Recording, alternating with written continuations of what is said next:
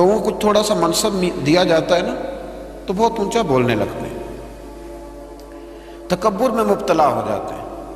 شیطان نے تکبر کیا، کہنے لگا کہ میں حضرت آدم علیہ السلام سے بہتر ہوں۔ دلیل اس کی یہ ہے کہ حضرت آدم علیہ السلام کو مٹی سے بنایا گیا ہے اور مجھے آگ سے بنایا گیا۔ قرآن مجید کہتا ہے کہ کہنے لگا انا خیر منہ خلقتنی من نار وخلقتہ من طین، کہا ہے اللہ میں تو آدم سے بہتر ہوں۔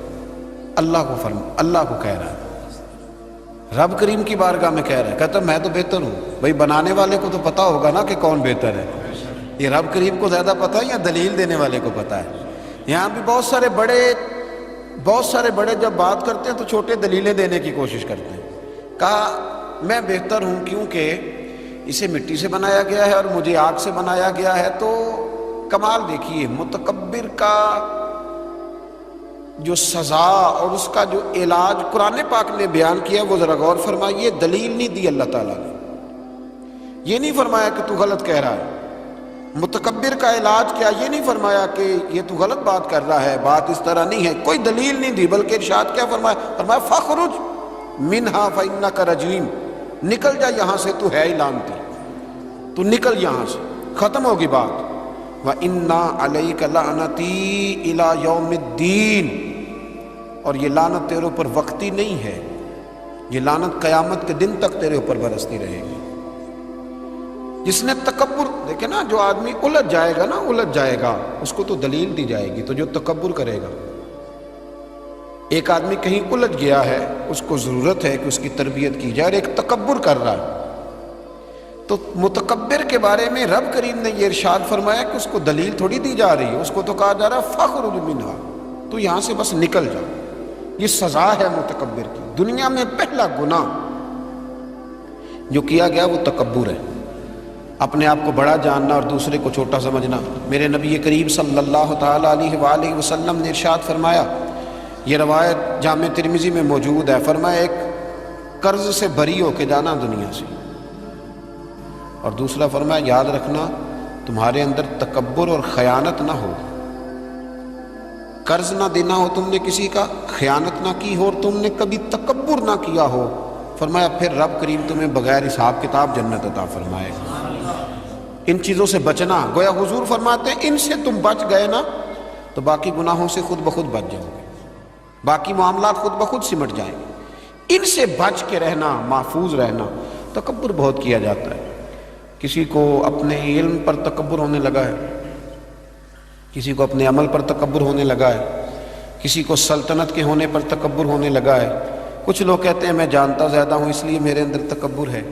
کچھ لوگ ایسے ہیں جن لوگوں کو برادری پر اور نسب پر تکبر ہونے لگا ہے۔ بڑے بڑے لوگوں نے تکبر کیا، فرعون نے بھی تکبر کیا اور کہنے لگا کہ میں تو رب ہوں۔ پھر رب کریم نے اسے سمندر کی، دریا کی لہروں کے حوالے کیا۔ کل تک جو لوگ اس کے اشاروں پہ چلتے تھے نا، جب وہ غوطے کھا رہا تھا نا دریا کے اندر تو پھر روتا تھا کہ کوئی مجھے بچا لے، کوئی مجھے بچا لے۔ اس نے غوطے کھائے اور کہنے لگا کہ میں حضرت موسیٰ اور ہارون کے رب پر ایمان لاتا ہوں، پر اب تو سارا کچھ دیکھ داکھ کے مان رہا تھا نا، تو اس کا ایمان بھی قبول نہ ہوا، پھر پھینک دیا گیا سمندر سے باہر۔ آج تک نشان عبرت بنے ہوئے ہیں یہ لوگ۔ نمرود بھی کہتا تھا کہ معاذ اللہ میں خدا ہوں، اور جب حضرت سیدنا ابراہیم خلیل اللہ علیہ السلام نے فرمایا نا کہ آسمان تو رب تو وہ ہے جو آسمانوں کا رب ہے، رب تو وہ ہے، اللہ تبارک و تعالیٰ نا اس متکبر آدمی کو آزماتا ہے، اسے تھوڑا سا موقع اور دیتا ہے، تو یہ سمجھتا ہے میرا روب چل رہا ہے، اللہ اسے آزماتا ہے، یہ سمجھتا ہے کہ دیکھا میرا جو ہے وہ میرا عصا، میرا ڈنڈا صحیح کام کر رہا، حالانکہ اللہ تو موقع دے رہا، اور جب پھر وہ کھینچتا ہے پھر حضور علیہ السلام فرماتے ہیں تمہارے رب سے سخت کسی کی پکڑ ہوتی نہیں۔ یہ سمجھتا ہے کہ دیکھا نا میں جیسے کہہ رہا ہوں ویسے نظام چل رہا۔ نمرود کہنے لگا میں رب ہوں، تو حضرت ابراہیم علیہ السلام نے فرمایا رب تو وہ ہے جو آسمانوں زمینوں کا رب ہے۔ کہنے لگا اچھا، اس نے نا تیر چلائے آسمان کی طرف، معاذ اللہ رب کریم کو قتل کرنے لگا، تیر چلائے، تو اللہ نے اس کا امتحان لیا۔ تیر جب اوپر جاتا تھا تو خالی ہوتا تھا، واپس آتا تھا تو اس کو خون لگا ہوتا تھا۔ کہنے لگا دیکھا نا پھر دیکھا نا میں نے کیا کر دیا، کتنا بڑا بادشاہ، پوری دنیا پہ حکومت کرنے والا، پر مالک کی بے نیازی کے قربان جائیں، ایک مچھر ہی گھسا ہے ناک میں، اور پھر وہ مچھر نکل نہیں پایا، پھر اس مچھر نے اس کو مار ڈالا۔ تکبر والے لوگ جب تکبر کر رہے ہوتے ہیں، جب بول رہے ہوتے ہیں تو کہہ رہے ہوتے ہیں تو مجھے جانتا نہیں، تجھے میرا پتہ نہیں، وہ تو کس سے بات کر رہا ہے، تجھے خبر ہے تو کس کے ساتھ گفتگو کر رہا ہے۔ اور بھائی بڑے بڑے اونچے بولنے والے، پھر اس طرح ان کی آوازیں بند ہوئی کہ کوئی ان کی سننے والا نہ ملا، بڑے بڑے اونچے جملے کہنے والے اس تیزی کے ساتھ خاموش ہوئے کہ پھر دوبارہ انہیں احساس تک نہ ہوا کہ ہمیں بولنا بھی آتا تھا۔ کیا حیثیت ہے انسان کی، اس بات پہ تکبر کرتا ہے۔ میرے شیخ کامل رحمۃ اللہ علیہ، میرے اصحاب رحمۃ اللہ علیہ فرمایا کرتے تھے، انسان تجھے صرف 2 وقت روٹی نہ کھانے کو دی جائے تو اپنی ٹانگوں پہ چل نہیں سکتا، اور 10 راتوں کی بات نہیں، 1 رات نہ تجھے سونے دیا جائے، صرف 1 رات، تو اگلے دن تو اپنی ٹانگوں پہ کھڑا نہیں ہو سکتا۔ تکبر کس بات کا، کس بات کا تکبر؟ ایک سر میں ہلکا سا درد ہوتا ہے اور تیرا سارا وجود تجھے نڈھال کر دیتا ہے، کس بات کا تکبر؟ لیکن اس کے باوجود لوگ پھولے نہیں سماتے، باتیں کرتے ہیں تو بچ بچ کے، گفتگو کرتے ہیں تو کھول کھول کے، اور ہر تیسرا آدمی آ کر کے پوچھتا ہے کوئی حکم ہوا تو بتائیے گا، کوئی حکم ہوا تو بتائیے گا۔ تکبر صرف ایک ذات کرے گی، اور وہ ہے رب کریم کی ذات، کیونکہ وہ سب سے بڑا ہے، وہ اللہ اکبر ہے، وہ اللہ اکبر ہے۔ محدثین ایک بڑی خوبصورت بات لکھتے ہیں اس عنوان پر، وہ کہتے ہیں کہ تکبر کرنے والا یوں ہی سمجھو کہ جیسے اس نے کوئی کسی کا غلام تھا نا، تو اس نے اپنے بادشاہ کا تاج اٹھا کے اپنے سر پہ رکھ لیا تھا، تب جو بادشاہ کا تاج غلام اٹھا کے سر پہ رکھے گا تو بھی درے تو کھائے گا، اس لیے کہ تاج تو بادشاہ کے سر پہ ہی سجتا ہے۔ تو تکبر تو اللہ کی چادر ہے، اس لیے کہ وہ سب سے بڑا ہے۔ تو اب اگر کوئی شخص اس چادر کو پکڑے گا اور کہے گا نہیں مجھے بھی بڑا بننا ہے، تو پھر درے تو وہ کھائے گا، پھر آزمائش سے تو اسے گزرنا ہے۔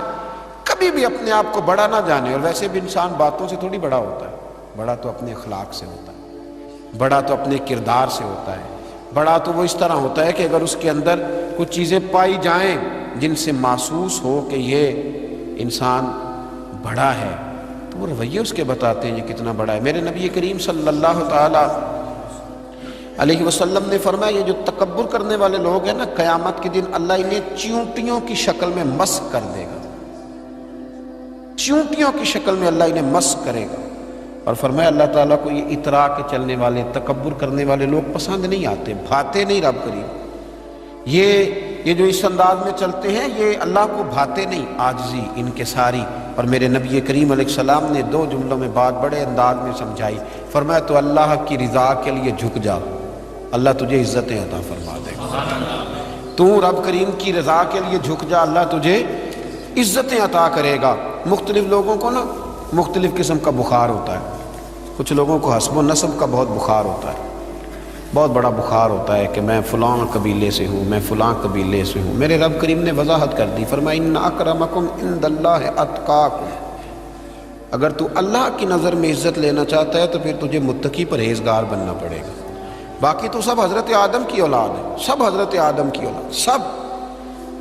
اعلیٰ حضرت فاضل بریلوی رحمۃ اللہ تعالیٰ علیہ تشریف فرماتے تو حجام آیا ہوا تھا حجامت کرنے کے لیے، وہ اعلیٰ حضرت رحمۃ اللہ علیہ کا خط بنا رہا تھا، بال تراش رہا تھا، مونچھیں تراش رہا تھا، تو ایک بہت نواب بھی کبھی کبھی ملنے آیا کرتے تھے، تو وہ حجام صاحب ابھی بیٹھے تھے چارپائی پہ، تو وہ صاحب آ گئے جو کبھی کبھی آیا کرتے تھے، بڑے سیٹھ تھے، تو سرکار اعلیٰ حضرت نے فرمایا کہ میاں بیٹھ جاؤ آپ بھی، کہنے لگا انہی کے ساتھ بیٹھ جاؤں۔ فاضل بریلوی فرمانے لگے اگر ان کے ساتھ نہیں بیٹھ سکتے تو تشریف لے جائیے، کیونکہ میری مجلس میں جو آتے ہیں وہ سارے برابر ہی ہوتے ہیں، یہاں جتنے آتے ہیں وہ برابر ہوتے ہیں، اگر آپ ان کے ساتھ نہیں نہ بیٹھ سکتے صاحب تو پھر آپ گھر جائیے۔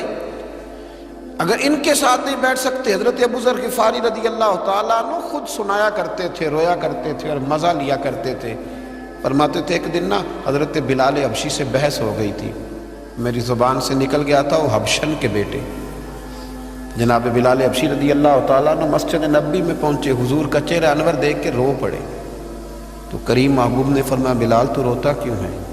عرض کی حضور لوگ مجھے حبشن کا بیٹا کہتے ہیں۔ تو یا رسول اللہ صلی اللہ تعالی علیہ وسلم یہ تو اللہ کی تقسیم ہے، اس نے کس کو کس خاندان میں پیدا کیا۔ میرے محبوب نے ممبر سجایا، صحابہ کو بلایا، فرمایا میں نے تو جاہلیت کی باتیں پیروں تلے رون دی تھی، ابھی بھی جاہلیت کی باتیں پائی جاتی ہیں، لوگوں کو کیا ہو گیا، وہ بلال کو حبشن کا بیٹا کہتے ہیں۔ حضرت ابوذر غفاری خود بتایا کرتے تھے اور مزہ لے کے بتایا کرتے تھے۔